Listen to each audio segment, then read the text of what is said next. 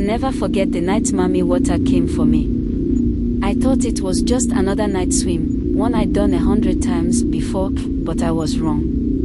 That night, I learned the hard way that some things in this world are better left undisturbed. It was a Friday evening, and the moon was bright, casting a silver glow over the water. The air smelled salty, like it always does by the lagoon. I was with my cousins and a couple of friends, just like usual. We didn't live far from the water, and swimming after dark was normal. People always say the water is beautiful at night, but no one ever warns you that it's also dangerous. We had been playing in the water for a while, splashing and laughing, when I noticed something strange.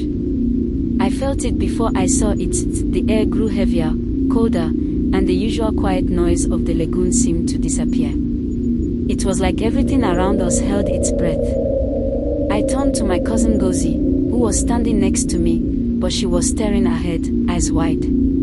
I followed her gaze, and my heart stopped. In the distance, a figure was emerging from the water. At first, I thought it was a person, maybe someone swimming, or even one of the fishermen. But as it got closer, I realized that it was no human being. Her skin was pale, almost glowing under the moonlight, and her hair was long and flowing, like black seaweed, sleek and shiny.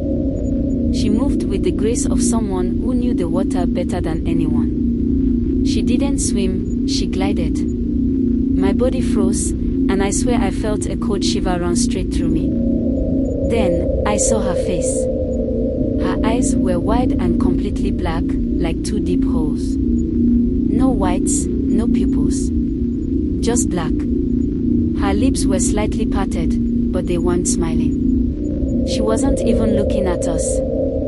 Her gaze was somewhere far beyond, like she was waiting for something or someone. I couldn't move. I couldn't even scream. Ngozi grabbed my arm, whispering frantically, "Run, run, now." But I couldn't. My legs were like stone. The water around me felt different now. It wasn't just cold, it was heavy, like something was pulling me down. That's when I saw her face shift. Her lips curled up, just a little, and I could hear her voice, low, like it was coming from the depths of the water.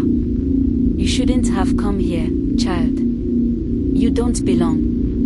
My heart was beating so loud, I thought it would burst. Finally, my body moved. I yanked myself away from her gaze, splashing through the water towards the shore, dragging Ngozi behind me. I didn't look back. I didn't dare. We ran all the way home, and none of us spoke a word to anyone about what happened that night. But I couldn't forget. I still hear her voice sometimes when I close my eyes.